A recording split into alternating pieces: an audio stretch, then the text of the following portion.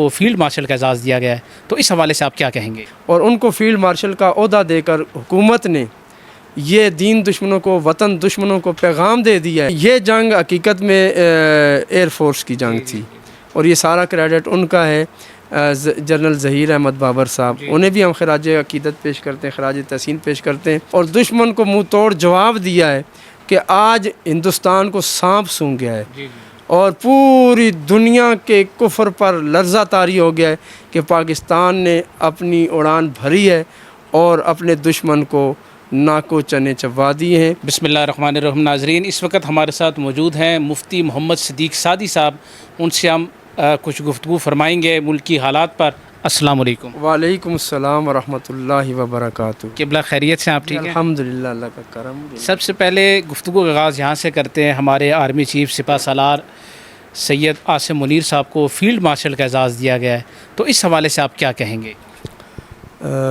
بڑی خوشی کی بات ہے، اور پوری قوم کے سر فخر سے بلند کیے ہیں حافظ سید منیر عاصم شاہ صاحب نے، جو کہ سید گھرانے سے تعلق رکھتے ہیں اور ہماری پاک فوج کے نگران ہیں، چیف ہیں، اور ان کو یہ عہدہ فیلڈ مارشل کا یقیناً ان کی خدمات کے بدلے میں دیا گیا ہے، اور ان کی اچھی خدمات ہیں۔ یہ واحد ہمارے آرمی چیف ہیں کہ جنہوں نے انڈیا کو آنکھیں بھی دکھائی ہیں اور اس کو منہ توڑ جواب دیا ہے۔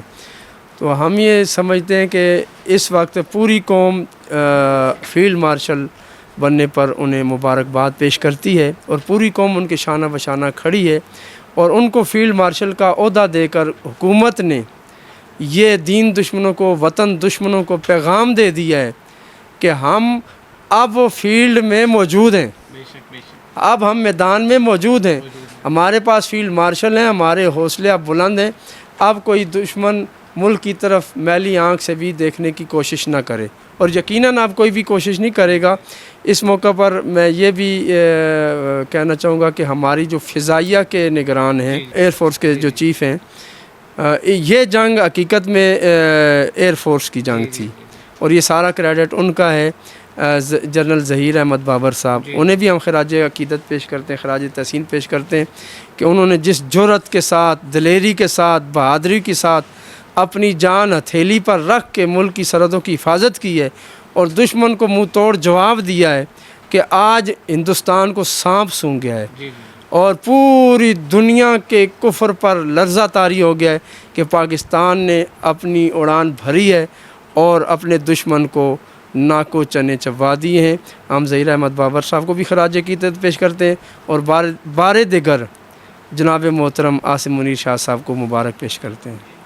حضرت کیا کہیں گے بھارت کے لیے، جو آج بھی کہہ رہا ہے کہ آپریشن سندور جاری ہے، کسی وقت بھی ہم دوبارہ لانچ کر سکتے ہیں، تو مودی کو کیا پیغام دیں گے؟ دیکھیں جی، آپریشن سندور ان کا جاری ہے، گھر میں بیٹھ کے وہ جاری رکھ رہے ہیں، میڈیا پہ جاری رکھ رہے ہیں،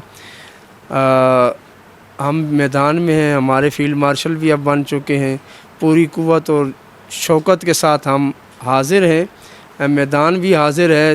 سندور 2 اگر آ رہا ہے تو قرآن کریم کی آیت بنیان مرصوص والی وہ بھی موجود ہے، تو بسم اللہ کر کے ہم بھی حاضر ہیں۔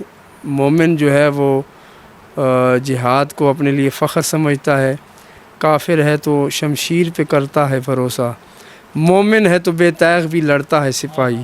ان کے پاس دنیا کی بہترین جہاز تھے، لیکن ہمارے جو پائلٹ ہیں اورنگزیب صاحب AVM، تھوڑی سی ان کی مدت رہ گئی تھی ریٹائر ہونے میں، انہوں نے اپنی مدت کو نہیں دیکھا، اس موقع کو غنیمت جانا کہ کاش مجھے شہادت مل جائے، تو ہم اس پائلٹ کو بھی خراج عقیدت پیش کرتے ہیں، اور پوری فضائیہ کو، پوری فوج کو، جنہوں نے ہمارا سر فخر سے بلند کر دیا ہے۔ اللہ تعالیٰ ان جوانوں کو استقامت عطا فرمائے، اور پاک فوج کا جو امیج اس وقت بلند ہوا ہے، تو میں چیف صاحب سے یہ بھی عرض کروں گا کہ آپ پر جتنے بھی پہلے ایام میں دھبے لگ چکے ہیں، اب آپ کوشش کریں کہ آپ کو نیا موقع ملا ہے تو آپ وہ سارے دھبے اتار دیں۔ ہر وہ کردار جو پاک فوج کو مشکوک بناتا ہے، پاک فوج پر انگلیاں اٹھتی ہیں، اس کردار کو بھی ختم کرنے کی کوشش کریں۔ وآخر دعوانا الحمدللہ رب العالمین۔ حضرت بہت شکریہ آپ کا۔ ہمارے ساتھ موجود تھے عظیم مذہبی اسکالر مفتی محمد صدیق سعدی صاحب، جو کہ سپہ سالار ہمارے army chief field marshal Syed Asim Munir شاہ صاحب کو مبارکباد پیش کر لیتے۔ قوم کی نیک دعائیں آپ کے ساتھ ہیں، اللہ تعالیٰ ہماری افواج پاکستان کو کامیابیاں نصیب فرمائے۔